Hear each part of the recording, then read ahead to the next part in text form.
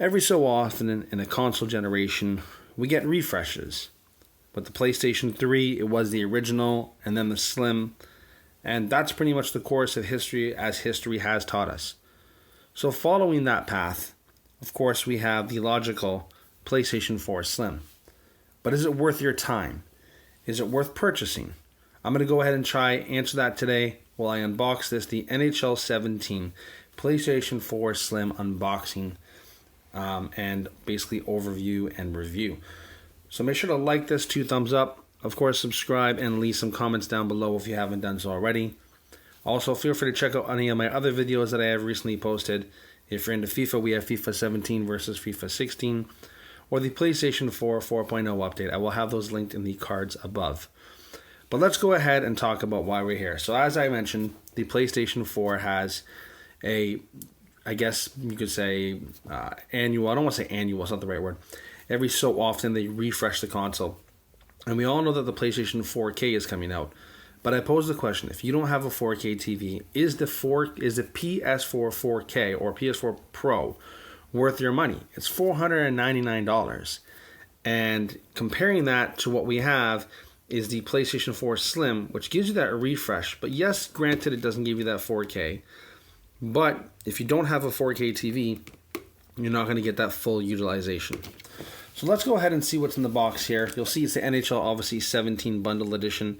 And on the side, you'll see you get your standard PlayStation 4 Slim, the new DualShock controllers, which essentially have a light bar that emits from the front of the touchpad. The NHL 17, you get an HDMI, power adapter, headset, and of course your USB for charging. We'll go ahead and open this up and see what's inside. It is supposed to be up to 40% slimmer than the original PlayStation 4.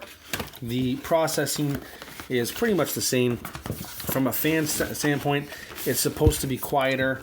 Whether or not that's actually true, I've heard conflicting rumors. I gotta try and get this out of the box here.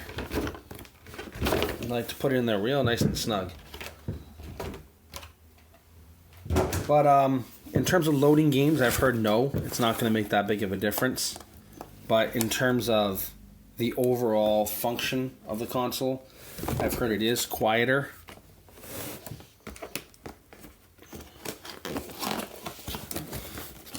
Just trying to make sure we have this properly unveiled.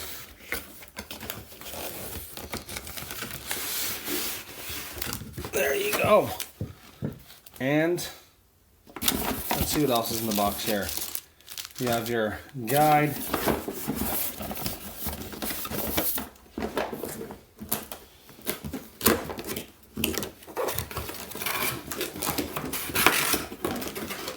Of course, the new PlayStation 4 DualShock controller.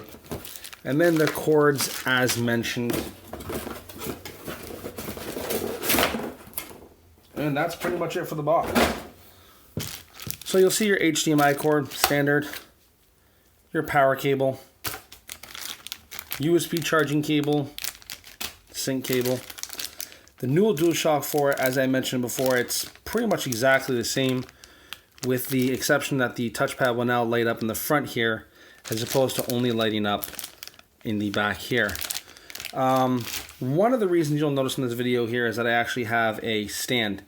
And this is due to basically the reformatting or the reconstruction of the PlayStation 4 Slim, which we'll talk about with the USB ports, because you may need to actually pick up some new accessories. But we're going to talk about that more in depth in a second. The quick start guide is obviously here as well. And then of course your mono 3.5 headset, as well as your PlayStation 4.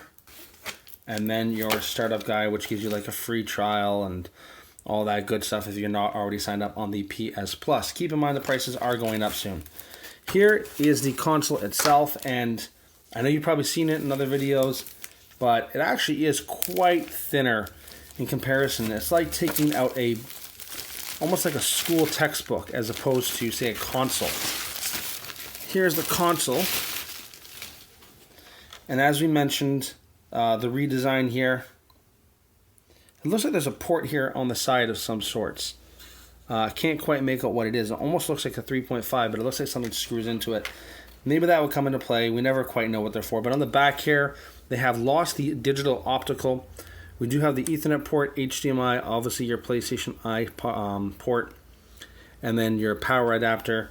Down here is where the hard drive now removes from. You can see you slide that off, and you basically unscrew the screw, and it just slides out the hard drive, which makes it a little bit easier for access if you're looking to upgrade the storage capacity, because again, it is still only coming with 500 gigs instead of 1 terabyte. If you want the 1 terabyte, you'd have to buy the older PlayStation, but you're sacrificing that new sleek design. On the front here, and this is where we're coming to the USB ports, you'll see that they're now more separated, as in the old unit, they were directly beside each other. So if you had, and in my particular case, had a charging station that plugged into the 2 USB ports and overlapped the top of the console, that no longer will work because the 2 USB jacks are closer together. Now that they're separated, you may need to invest in a new charging station, which is what I have done here. This, I believe, is from Biogenic. You can pick it up at EB Games. You'll see these ports actually click in, so you can stick the controller in, and it runs off AC power as opposed to plugging in to your USB port, so that's leaving those free. Of course, you have your disk drive, and then you'll see now you have 2 actual buttons that are here. I don't know if you can see that. Try and zoom that in there. 2 buttons are right there. So one is an eject button, sorry, power on button, one is an eject button. Your standby light will now be in the power button itself, as opposed to having the light that's emitted from the top of the console. On the bottom, we have the footprints. You'll see the, I guess, stands, so to speak, that are actually PlayStation buttons, and then obviously the PlayStation logo. Now, because this is a matte finish, I know you guys probably can't tell, but if I rub my fingers, you actually kind of leave that smudge behind it. You kind of see it there. The imprint kind of stays on the console itself. So if you're fickle about that, you might want to keep that in consideration. Again, other than that, though, not much different. It does come with your standard PlayStation 4. It is going to perform the same. The fan will probably be a little bit more quiet on day-to-day operation, but in terms of actual gameplay and boot times, it will be the same. Now, the question to be asked, like I mentioned before, with the PlayStation 4 Pro, is it worth getting the Pro as opposed to getting the Slim? For me, I needed a secondary console, so this just made sense to pick up and get it redefined. The reason I didn't go with the PS4K, 4K or PS4 Pro is simply due to the fact that I don't have a 4K TV, and that's another investment within itself, as well as depending on the size of the TV, a new stand. There's additional investments, and the PS4 Pro, although it's more powerful, it's not yet in a state of customization like the Xbox One Scorpion, I believe it's called. That's going to have a lot of it where it's like a PC you can interchange and swap out different components of the system itself, and PlayStation's not there yet. So also with the fact that the PlayStation 4K didn't come with a 4K Blu-ray drive leads me to believe that they're going to release a new console that will have that. So that's my reasoning. Leave it off, sound off in the comment section below if you're going to be picking up a PS4 Slim or if you're going to hold out for the PS4 Pro. Thanks for watching, guys. This has been the unboxing and first look. Anything else you want to see or know, leave it in the comment section. And be sure to cut back with the next video. Daddy1424 signing off like usual. Peace. Love.